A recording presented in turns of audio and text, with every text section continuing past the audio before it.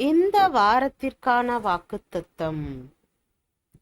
தேவனோ இரக்கத்தில் ஐஸ்வர்யமுள்ளவராய் நம்மில் அன்பு கூர்ந்த தம்முடைய மிகுந்த அன்பினாலே அக்கிரமங்களில் மரித்தவர்களாயிருந்த நம்மை கிறிஸ்துவுடனே கூட உயிர்ப்பித்தார்.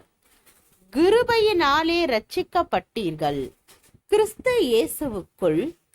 அவர் நம்மிடத்தில் வைத்த தயவினாலே தம்முடைய கிருபையின் மகா மேன்மையான ஐஸ்வர்யத்தை வருங்காலங்களில் விளங்க செய்வதற்காக கிறிஸ்து இயேசுவுக்குள் நம்மை அவரோடே கூட எழுப்பி உன்னதங்களிலே அவரோடே கூட உட்காரவும் செய்தார்.